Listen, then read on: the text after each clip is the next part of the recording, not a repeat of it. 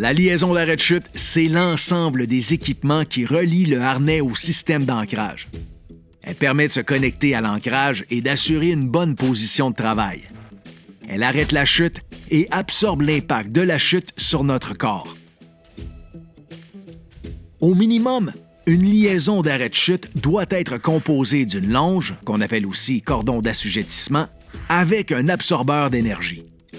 Si on a à se déplacer, on peut utiliser une corde d'assurance et un coulisseau ou un cordon auto-rétractable qu'on appelle aussi enrouleur-dérouleur.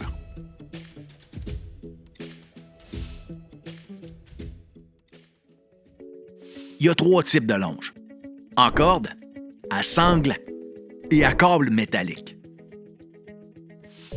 Une longe doit toujours être utilisée avec un absorbeur d'énergie. C'est l'absorbeur d'énergie qui limite la force de l'impact sur le corps quand la chute s'arrête et qui empêche le harnais de causer des blessures graves. Un des modèles communs est composé d'une sangle repliée, cousue et recouverte d'une gaine protectrice à même la longe. Les enveloppes protectrices doivent toujours être intactes.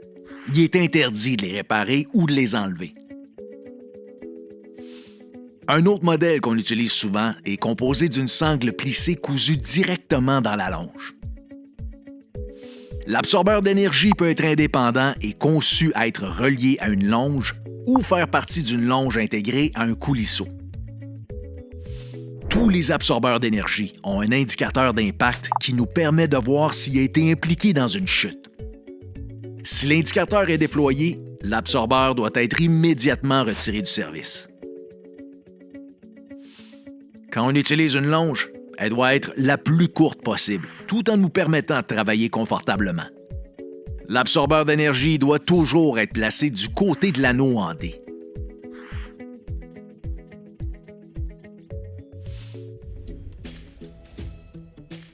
Les cordes d'assurance verticale sont des cordes normées qu'on attache à un point d'ancrage conforme.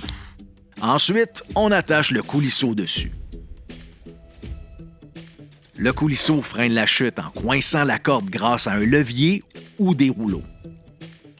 Un coulisseau doit comporter une longe intégrée de 750 mm maximum et un absorbeur d'énergie. Il faut utiliser un coulisseau muni d'un dispositif anti-panique qui assure le freinage, même si on saisit le levier pendant une chute. Il faut utiliser son coulisseau avec une corde compatible. Par exemple, si on a un appareil de 16 mm, il faut l'utiliser avec une corde de 16 mm. Il faut toujours vérifier l'indicateur sur le coulisseau pour le placer dans le bon sens. On ne doit jamais le placer à l'envers sur la corde, parce que le coulisseau ne freinera pas. Pour minimiser la distance de chute libre et le risque de blessure, on garde le coulisseau le plus haut possible sur la corde d'assurance.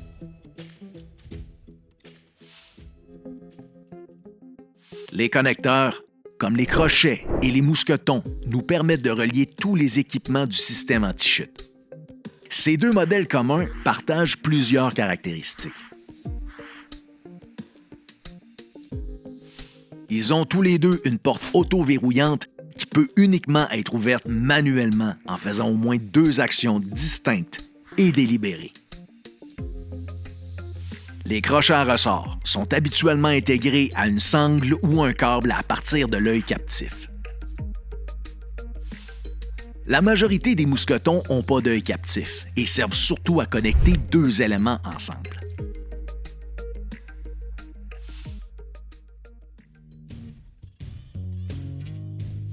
L'enrouleur-dérouleur règle la longueur du cordon pendant les déplacements.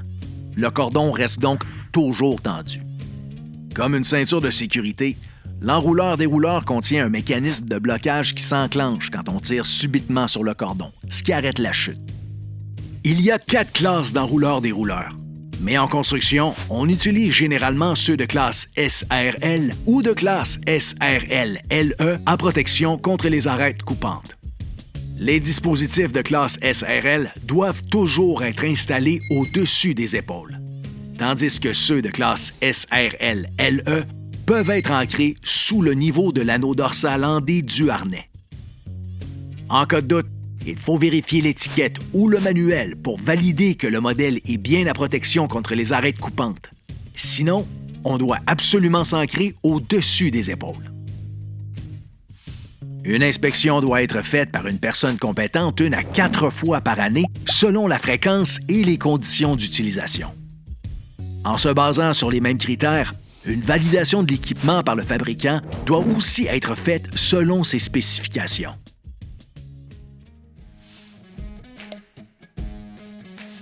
N'oubliez pas d'inspecter tout votre équipement au quotidien et de le faire inspecter par une personne qualifiée selon les instructions du fabricant.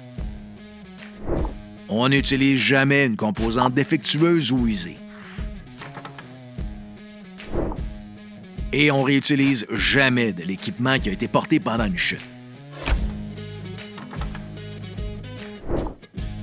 Il faut s'assurer d'être formé et informé en consultant les manuels du fabricant et en suivant des formations adaptées à notre contexte de travail. La liaison d'arrêt de chute fait partie d'un tout. Elle joue un rôle crucial en arrêtant et en absorbant le choc de la chute. Si vous avez des questions ou avez besoin d'aide, les conseillers de la PCHQ sont là pour vous aider.